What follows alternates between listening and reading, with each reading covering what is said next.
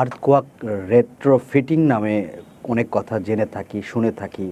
এ বিষয়টা আসলে কি?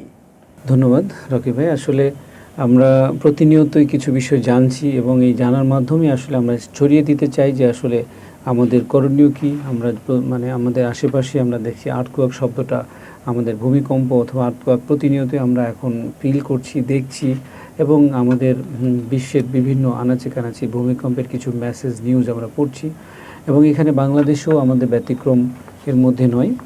আর্থকোয়াক রেট্রোফিটিং এটা খুব একটা নতুন শব্দ আমাদের কাছে মনে হলেও এটা আসলে খুব পরিচিত এবং ডিজাইনগত দিক থেকে একটা বিল্ডিং নিরাপদ হলে বিল্ডিংটা আমরা নিরাপদ বলে ডিক্লেয়ার করে থাকি, কিন্তু যে ভবনগুলো নির্মাণ ইতিমধ্যে হয়ে গেছে তাহলে সেগুলো নিরাপত্তা কী? এই বিল্ডিংগুলোর নিরাপত্তা নিশ্চিত করার জন্য বেসিক্যালি আমি মনে করি রাজুকের মাধ্যমে অথবা ব্যক্তিগত উদ্যোগে এই বিল্ডিংগুলোর কিছু টেস্টিং প্যারামিটার থাকা উচিত। যেমন একটা ভবন নির্মাণ করা হয়েছে 2010 সালে, কিন্তু ভবনটার হয়তো ওই সময়ে এমন একটি জায়গায় নির্মাণ করা হয়েছে যেখানে নির্মাণ অনুমোদন কর্তৃপক্ষের হয়তো কোনো রকম দায়িত্ব ছিল না। ফর এক্সাম্পল আমরা বসিলার পরে কিছু জায়গা ধরতে পারি, নারায়ণগঞ্জের পরে রূপগঞ্জে কিছু জায়গা ধরতে পারি, অথবা এখন হয়তো রাজুকের সিটি কর্পোরেশনের আওতায় আসছে কিন্তু আগে সিটি কর্পোরেশনের আওতায় ছিল না। এই সমস্ত জায়গায় যে ভবনগুলো নির্মাণ করা হয়েছে সেই ভবনগুলো নির্মাণ হয়ে গেছে, তাহলে সেই বিল্ডিংটা আমি নিরাপদ বিল্ডিং হিসেবে কিভাবে ঘোষণা করতে পারি? আসলে ওই বিল্ডিংটার কিন্তু কিছু টেস্টিং প্যারামিটার আছে। মজার বিষয় এটাই যে টেস্টিং প্যারামিটার কিছু ডিস্ট্রাকটিভ, কিছু নন ডিস্ট্রাকটিভ। ডিস্ট্রাকটিভ নন ডিস্ট্রাকটিভ কেন বলছি? কিছু টেস্টিং আছে যে আপনি ভবনের ক্ষতি না করেই টেস্টগুলোর প্যারামিটার পেয়ে যাবেন। আবার কিছু টেস্ট আছে যেমন কোর কাটিং অথবা একটা ভবনের একটু অংশ এক্সপোজ করে আলট্রাসোনোগ্রাফি করা হয়, যেভাবে মানুষের বডিতে আলট্রাসোনোগ্রাফি করা হয়। রডের ক্ষেত্রেও কিন্তু আমার ভবনের ছাদে কী পরিমাণ রড দেওয়া আছে সেই বিষয়টাও কিন্তু আমরা আলট্রাসোনোগ্রাফির মাধ্যমে নির্ণয় করে থাকি যে ছাদে কত দূর পরপর রড দেওয়া আছে, বিমে কত দূর পরপর রড দেওয়া আছে।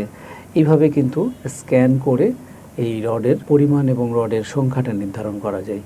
তো এই যেটা বললাম ডিস্ট্রাকটিভ এবং নন ডিস্ট্রাকটিভ টেস্টের মাধ্যমে আমরা এটা করতে পারছি। এই নন ডিস্ট্রাকটিভ টেস্টের মাধ্যমে একটা বিল্ডিংয়ের প্যারামিটার সহকারে বিল্ডিংটার কিভাবে কতটুকু নিরাপদ অবস্থায় আছে সেটা আমরা জানতে পারি।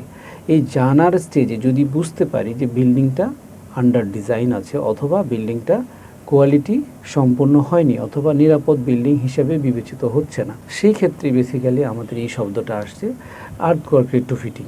এই ক্ষেত্রে আর্থকোয়াকের জন্য বিল্ডিংটা নিরাপদ নয় এটাই আমরা ডিক্লেয়ার করব। ডিক্লেয়ার করার পরে কি বিল্ডিংটা ভেঙে ফেলতে হবে? বিষয়টা কিন্তু তা না, এটা ভেঙে ফেলারও দরকার নেই। শুধুমাত্র এর রেট্রোফিটিং একটা ডিজাইন দরকার। রেট্রোফিটিং ডিজাইনটা আমরা করে থাকি আমাদের এএনজে বিল্ডার্স অ্যান্ড প্রপার্টিস লিমিটেড। আমরা এই কাজটা দীর্ঘ 5 বছর ধরে আমাদের এএনজেড কনস্ট্রাকশনের নামে একটি প্রতিষ্ঠান আছে। এই প্রতিষ্ঠানটা কনস্ট্রাকশন সহযোগী হিসেবে অনেক বাণিজ্যিক এবং ইন্ডাস্ট্রিয়াল ক্ষেত্রে এই কাজটা করে আসছে।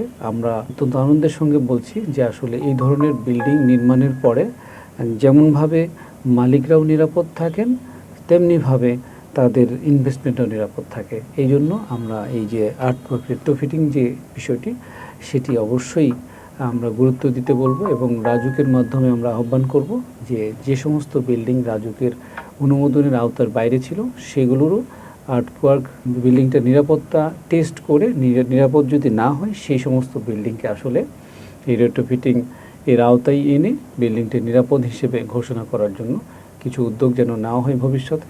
এই জন্য আমরা যথাযথ কর্তৃপক্ষের দৃষ্টি আকর্ষণ করব।